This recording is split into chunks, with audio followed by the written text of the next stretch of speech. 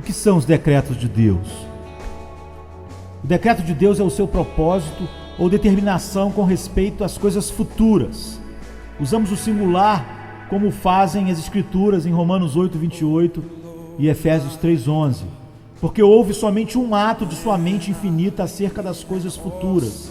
Entretanto, nós falamos como se houvesse muitos, porque as nossas mentes só conseguem pensar em ciclos sucessivos, conforme surgem os pensamentos e as ocasiões, ou com referência a vários objetos de seu decreto, os quais, sendo muitos, parecem-nos requerer um propósito diferente para cada um deles. O entendimento infinito de Deus não avança passo a passo ou etapa a etapa. Atos 15:18 diz: conhecidas por Deus são todas as suas obras desde a eternidade. As Escrituras fazem menção dos decretos de Deus em muitas passagens, empregando vários termos diferentes. A palavra decreto acha-se, por exemplo, no Salmo 2, versículo 7. Em Efésios 3:11, nós lemos a respeito do seu eterno propósito. Em Atos 12:23, do determinado conselho e presciência de Deus. Em Efésios 1:9, do mistério da sua vontade. Em Romanos 8:29, nós lemos que ele também predestinou. Os decretos de Deus são denominados seu conselho, para significar que são consumadamente sábios. São chamados sua vontade, para mostrar que ele não estava sob nenhum outro domínio, mas agiu de acordo com seu próprio beneplácito.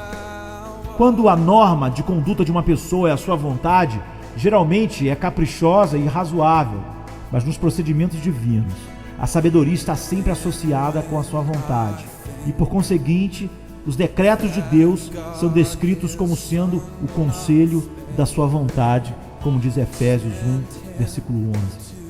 Os decretos de Deus se relacionam com todas as coisas futuras, sem exceção alguma. O que quer que seja feito no tempo foi pré-ordenado antes de iniciar-se o tempo. O propósito de Deus dizia respeito a todas as coisas, grandes e pequenas, boas e más. Conquanto, com referência a essas, devemos ter o cuidado de afirmar que, embora Deus seja o ordenador e controlador do pecado, não é o seu autor do mesmo modo como é o autor do bem.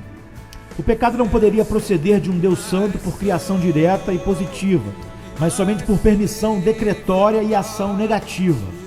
O decreto de Deus é tão abrangente como seu governo, estendendo-se a todas as criaturas e a todos os eventos. Relaciona-se com a nossa vida e com a nossa morte, com o nosso estado no tempo, bem como na eternidade. Como Deus faz todas as coisas segundo o conselho da sua vontade, ficamos sabendo por suas obras em que consiste ou consistiu o seu conselho.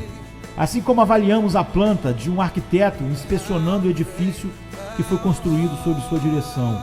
Deus não decretou meramente criar o homem, colocá-lo na terra e depois deixá-lo entregue à sua própria direção. Antes, fixou todas as circunstâncias do destino dos indivíduos e todas as particularidades que a história da raça humana compreende, desde o seu início até o seu fim.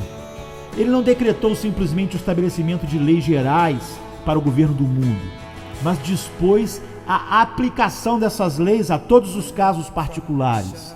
Os nossos dias estão contados, como contados estão os cabelos das nossas cabeças. Podemos entender, então, a extensão dos decretos divinos pela distribuição providencial, mediante a qual eles são executados. Os cuidados de Deus alcançam as criaturas mais insignificantes e os mais diminutos eventos, como a morte de um pardal e a queda de um fio de cabelo. Consideremos agora, então, algumas das propriedades dos decretos divinos. Em primeiro lugar, eles são eternos. Supor que sequer um deles foi ditado dentro do tempo é supor que ocorreu algum novo acontecimento, surgiu algum imprevisto ou alguma combinação inesperada de circunstâncias que induziu Deus Altíssimo a idealizar uma nova resolução. Isso favoreceria a ideia de que o conhecimento de Deus é limitado e que ele vai ficando mais sábio conforme o tempo avança, o que seria uma horrível blasfêmia. Ninguém que creia que o conhecimento divino é infinito, abrangendo o passado, o presente e o futuro, jamais admitirá a errônea doutrina dos decretos temporais. Deus não ignora os eventos futuros que serão executados por volições humanas.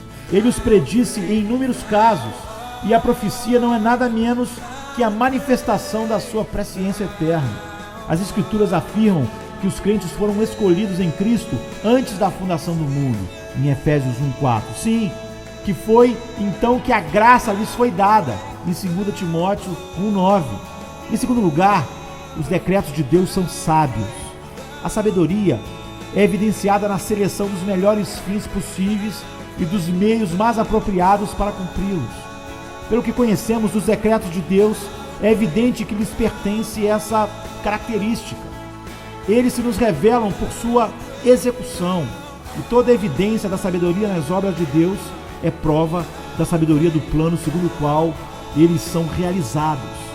Como declara o salmista: ó Senhor, quão variadas são as suas obras, todas as quais fizeste com sabedoria, no Salmo 104, versículo 24. Na verdade, só podemos observar uma pequeníssima parte delas, mas devemos proceder aqui como fazemos noutros casos, e julgar o todo pela amostra, o desconhecido pelo conhecido. Aquele que percebe o funcionamento admiravelmente engenhoso das partes de uma máquina que teve oportunidade de examinar, será naturalmente levado a crer que as outras partes são de igual modo admiráveis.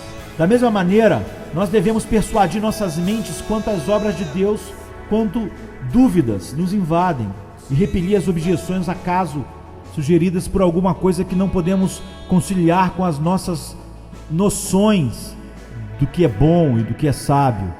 Quando alcançarmos os limites do finito e contemplarmos os misteriosos domínios do infinito, exclamemos então: ó profundidade das riquezas, tanto da sabedoria como da ciência de Deus. Romanos 11:33. Em terceiro lugar, os decretos são livres. Quem guiou o Espírito do Senhor? E que conselheiro o ensinou? Com quem tomou o conselho para que lhe desse entendimento e lhe mostrasse as veredas do juízo e lhe ensinasse a sabedoria e lhe fizesse notório o caminho da ciência? Pergunta Isaías, no capítulo 40, 13 e 14.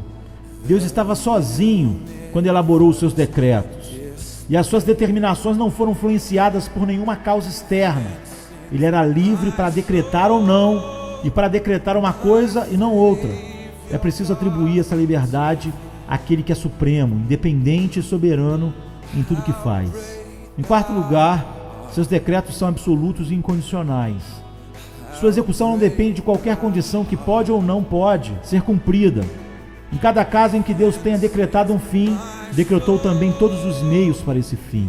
Aquele que decretou a salvação dos seus eleitos também decretou produzir fé neles, como diz 2 Tessalonicenses 2,13. O meu conselho será firme e farei toda a minha vontade, como diz Isaías 46,10.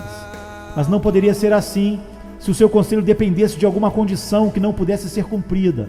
No entanto, Deus, o nosso Deus, faz todas as coisas segundo o conselho da sua vontade, como diz Efésios 1, versículo 11.